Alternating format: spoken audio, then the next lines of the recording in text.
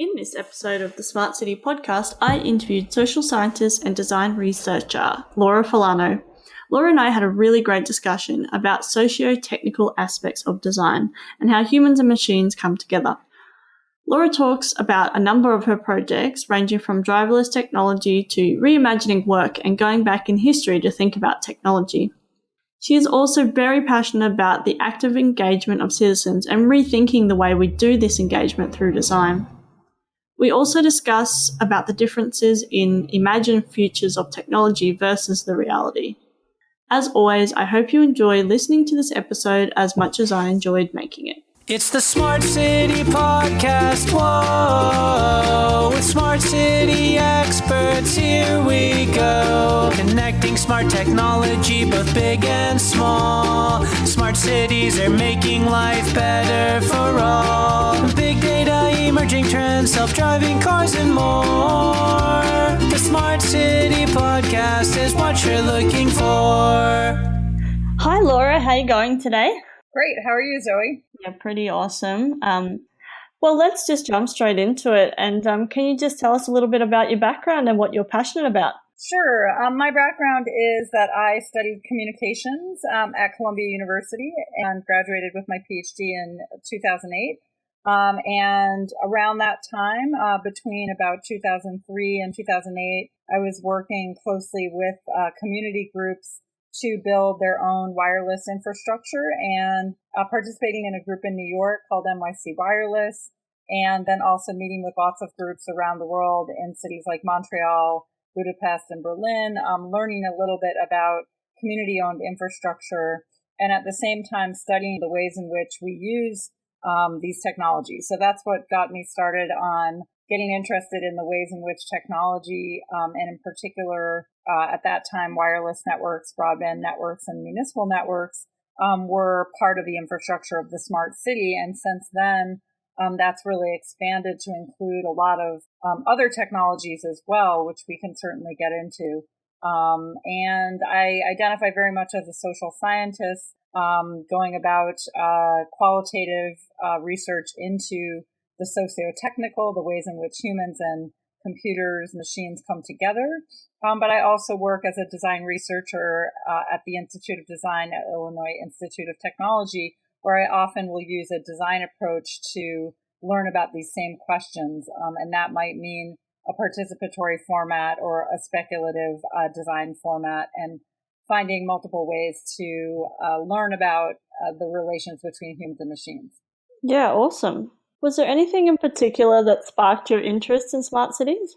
Well, I think that one thing that was really nice early on was the feeling of, while I was studying these relationships, I was also participating in groups that felt like they were doing something really different and unique, which was, using Wi-Fi networking technology to build community-owned networks, and that was really more of an activist orientation. So it felt very pragmatic and applied in some sense. And so I think that feeling of being able to intervene in these technological questions and understand the politics and the economics and the social relations, and that was pretty much what sparked my interest. And since then, I've done lots of projects where I've tried to use different formats to engage publics around those same kinds of issues. Yeah, cool. Do you want to talk about some of the projects that you've done in the past? Sure. So one of my more recent projects has been on the driverless city.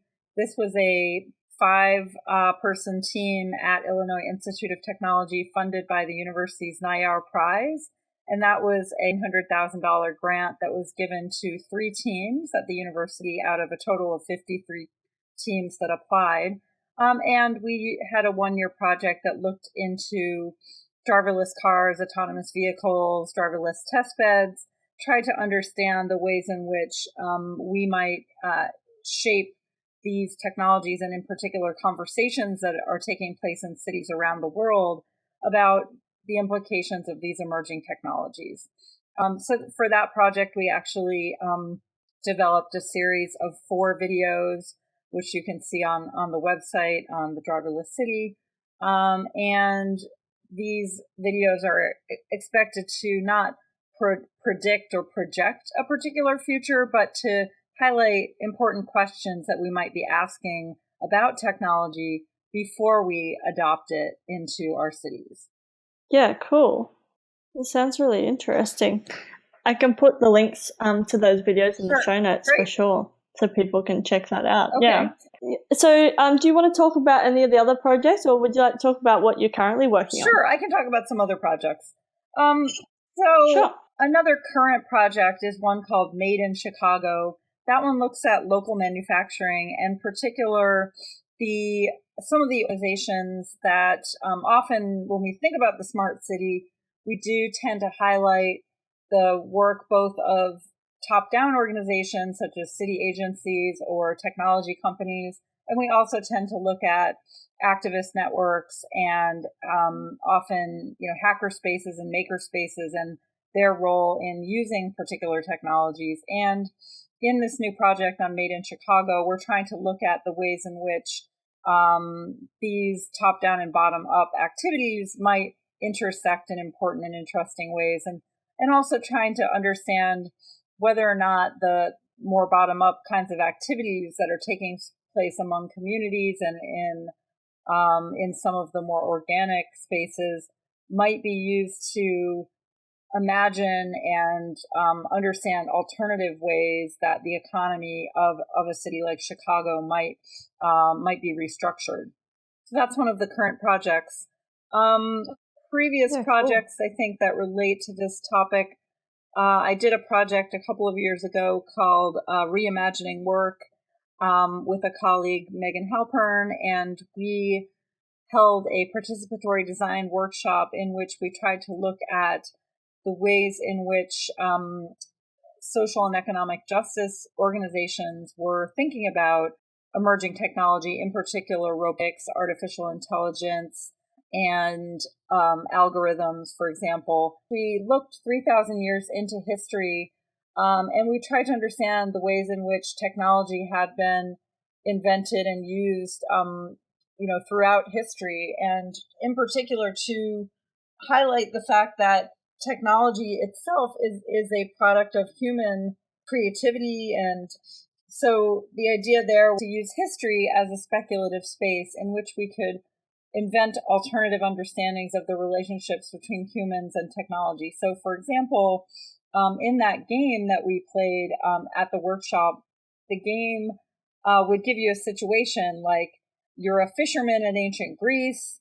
What kind of worker campaign, would you invent in order to improve the lives of fishermen? And so that game, which we played together with social economic justice organizations and technologists and local designers, business people, and government leaders in the Chicago area, allowed us to open up some of those conversations and questions about the ways that ethics and values and responsibilities are embedded into the technologies that we design. And following the playing of that game, which took about 2 hours, we actually then had a short prototyping activity. And the prototyping activity allowed us to invent and imagine alternative technologies that might support workers today and improve the outcomes, improve the economic chances of people that are currently doing, for example, minimum wage jobs in fast food restaurants or other kinds of labor. So we were trying to reimagine technology and reimagine the agency that we might have in shaping technology towards alternative economic models than the one that we are currently operating within.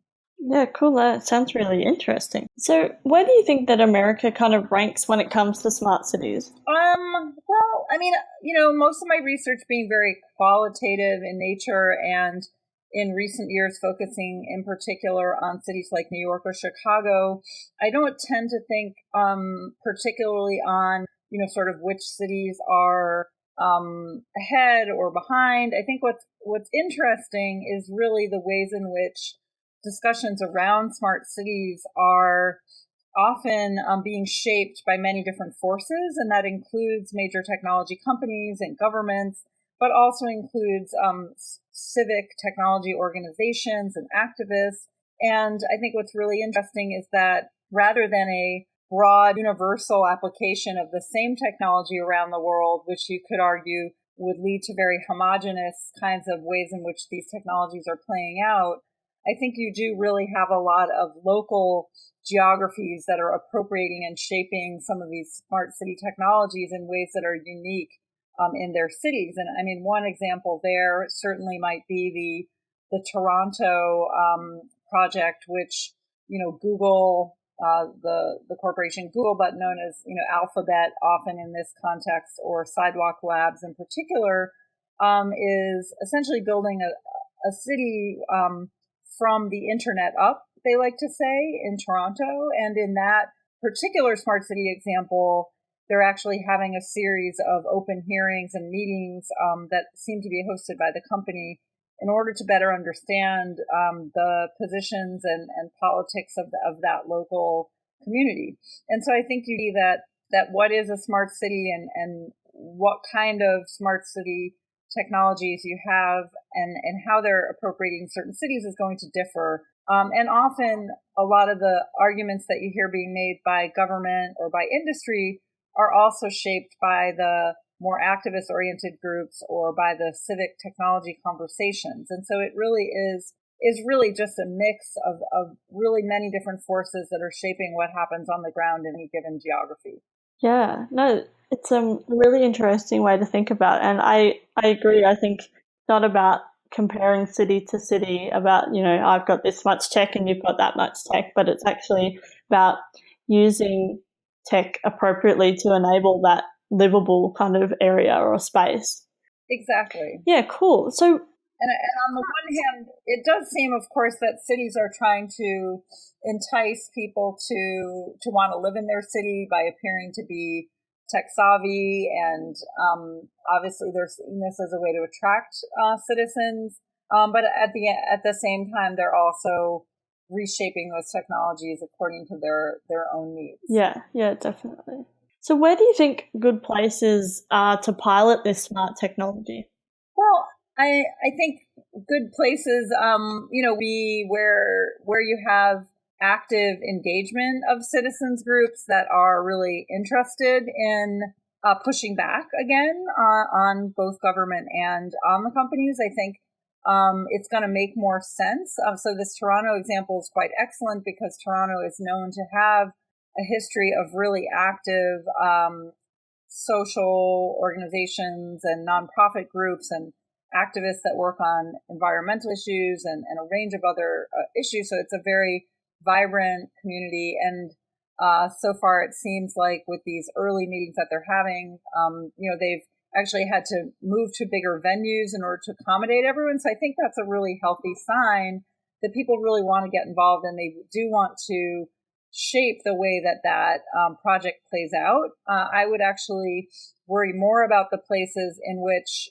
primarily government or corporate actors are going to control, most of the decisions, and where they're not actually involving the community, because I think that's a recipe for a really bad outcome, and one where you don't really learn much about what works vis-a-vis the citizens in your city. Yeah. How do you think we can better integrate across the disciplines, government, community, and industry? Well, I think that's one reason that I'm interested in using design methodologies, because cities, of course, are accustomed to having a variety of formats for citizens to engage. So, for example, voting on referendums or showing up at a city council meeting and giving a testimony or having a town hall meeting. Over about 10 years ago, when I was actively working with the community groups around wireless networking issues, I did testify in front of New York City Council, and I was also actively involved in the National Federal Communication Commission's community representatives groups as well. And I think that, while all of those formats can be productive and useful, they're very much skewed towards having a verbal exchange about the issues. And I think it's very difficult for the broader public to participate in those formats. Not only does it require a lot of time to write testimony and show up at a meeting and deliver that testimony, or to arrive at a town hall meeting. And that's why I'm really interested in the ways we might use design to create prototypes or experiments that can engage people in a more visceral and experiential way in what it might be like to live with that technology, and then be able to solicit feedback, perspectives based on those experiences. Yeah, no, that's a really good point. A lot of engagement, I suppose, is expecting community members to show up and do a lot of work on their behalf. Whereas I think, particularly the younger generation, but probably everybody, we all have less time to do things, and really we want to get involved, but it's a bit difficult. So I think the easier we make it and the more accessible and more different avenues that we have, there's such potential to get a better result and much higher engagement. Exactly, and that was the reason that we actually used video as one format for the Driverless City project, is because in a 3 to 4 minute video, which you can post online, you can potentially support people to, watch that and give feedback in the form of, kinds of questions would you ask about this kind of future scenario. You might have a very visceral response, whether positive or negative, and that's the purpose of some of those design interventions. Yeah, cool. So do you think America already is leaders in this space? Or if I suppose America's a very large country, but certain players in America are already leaders in this space? Yeah, I do think that many cities, and often it's not the bigger cities that are able to lead, because the bigger the city, the more complex the technology rollout might be, and more expensive as well. And so often bigger cities like New York or Chicago might actually take the lead after they've seen some success in a smaller city. But we do see that all around the country, similar vendors with similar kinds of technologies are certainly showing up, on the street corners all around the country. So examples of that might be the Big Belly trash bin. So this is a solar-powered trash bin that decomposes some of the garbage inside the trash bin by using solar technology, but then also has sensors inside, and it can notify the garbage trucks when the trash bin is full, and so then the garbage trucks can come around and only pick up the trash, at specific times, rather than having to drive around every day on the same route. And that technology we've seen, now roll out in many cities around the country. You will see that familiar Big Belly trash bin. Other examples might be, now that there's these Link NYC terminals, which are providing internet access that have been created by a consortium of three companies, one of which is Sidewalk Labs, so aka Alphabet or Google. And the other cities have been adopting those as well. I think London has a version of that project as well. I believe right now it's still in a pilot phase. But that technology actually received a lot of pushback, in particular around privacy issues and what kind of data from citizens would be collected if you do choose to use the free Wi-Fi on that system. So that's another example. There's some other technologies like dynamic pricing for parking meters or the red light cameras in Chicago. So I think, different cities have a different assortment of technologies and systems that they've adopted, and often the bigger cities are going to wait to see if something is tested before they adopt it. Yeah, no, that makes sense. I suppose the smaller areas are a bit more nimble, so they can test out some things, and the bigger cities can learn from their, for want of a better word, failures or learnings and that kind of thing. Yeah. Yeah, and I mean, there are so many different technologies. So if you think about driverless cars, some of the locations that are currently talked about where there are test beds include University of Michigan's campus, and they're planning to build a test bed for driverless cars 10 times the size of that in Michigan. There are also some pilots of Uber self-driving cars in Tempe, Arizona, and then Pittsburgh recently also, featured a pilot of that sort. Certainly around Mountain View, California, where Google's headquarters is, there was Google's version of the self-driving car testbed. So if you talk about the driverless city as a technology or as a testbed, you'll look at certain regions and certain cities. But then if you look at other applications, other cities might come to mind. With the driverless cars, you've spoken a bit about that. I'm interested to hear your views about the potential social change for autonomous vehicles. Yeah, so certainly, I think one thing that's interesting about having a public conversation around these technologies years or even decades before we start to decide whether or not to adopt them is to try to understand whether people might be amenable to, riding in driverless cars, or are people still very attached to the idea of driving, because of its, symbolic relationship with things like freedom and, when one gets their driver's license, which was a generationally very important, for, say, people 10 or 20 years ago, but may not be as important to someone who's getting their driver's license today. So there are going to be changes that relate to age and demographics and regions, in the States, if you live in a rural area versus an urban area. And then also the driverless car combines many different technologies within it. So it has sensors and, wireless networking, and there are different kinds of models. So some of them rely on communicating with infrastructure, and others, most of the technology is in the car itself. There are cameras, LIDAR, GPS.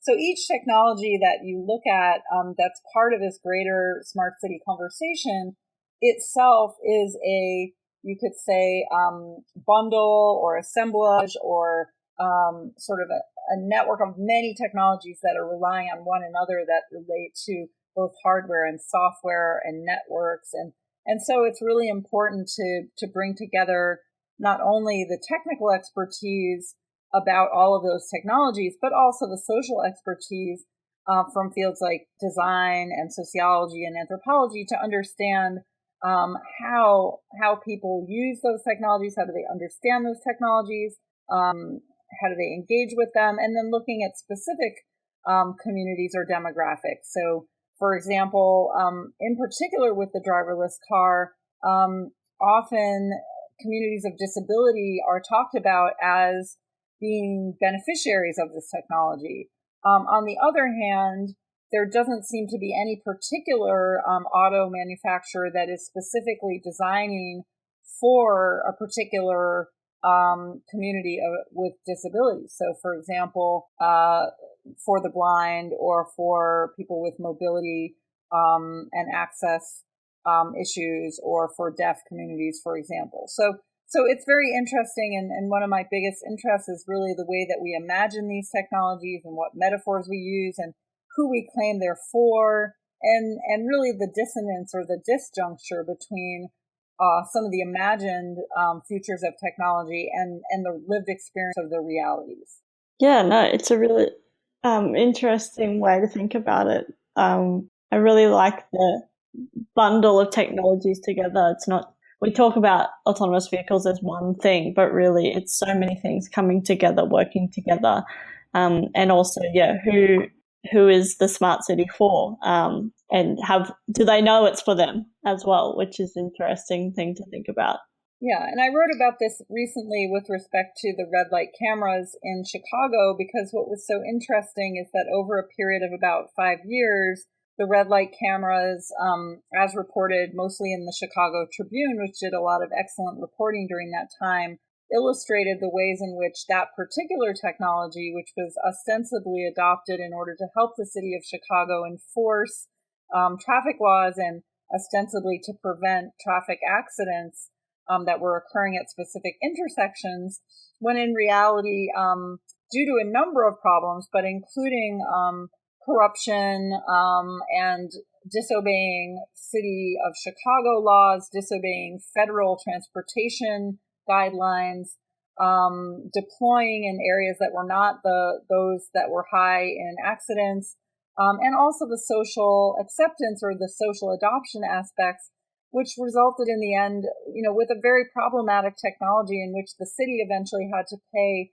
about upwards of $30 million back to people that they had issued tickets to. And the fear of driving through these red light camera intersections actually resulted in more accidents because people would actually back up into the people behind them.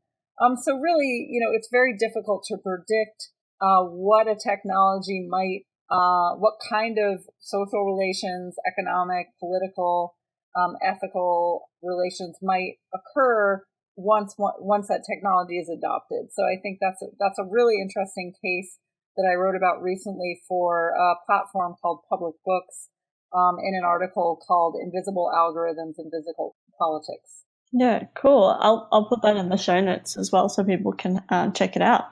Great. What are the emerging trends that people aren't talking about at the moment? Oh, that's a really good question. When you look at a lot of these topics, you can often feel like you're both ahead and behind the conversation. So in that sense, there are, certainly with something like driverless cars, on the one hand, it is in the mainstream media almost on a daily basis in terms of what will happen when we adopt these, how will it impact the economics, how will it impact commuting. At the same time, only certain cities have actually seen these cars driving through their spaces.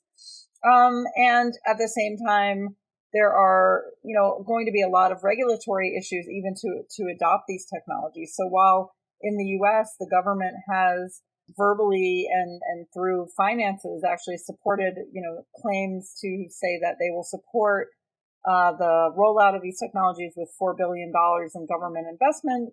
At the same time, there are still going to be a lot of challenges and negotiations to actually adopt those technologies in any given city. So I think it's very interesting because it's difficult to place any specific city or any even technology on really a temporal framework. We'll love to take a guess of whether or not we're going to be changing our transportation habits in 20 years or in 30 years or in 50 years.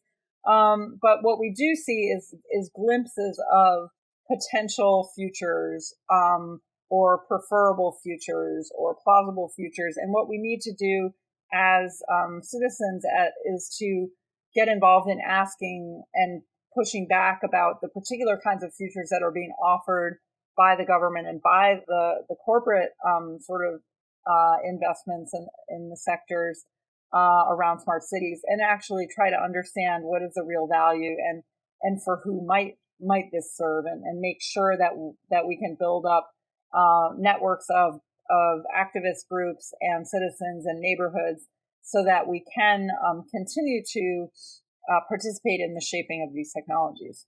Yeah, awesome. Well, I only have one last question, which is how can people connect with you? Sure. So my website, lauraforlano.org, is always a great place to start. And I'm at the Institute of Design at Illinois Institute of Technology. So also some of the project documentation is there on the website for the university. And I tweet at Twitter at Laura4 LANO, and also at critfutures.org, which is the Critical Futures Lab, which houses most of my research.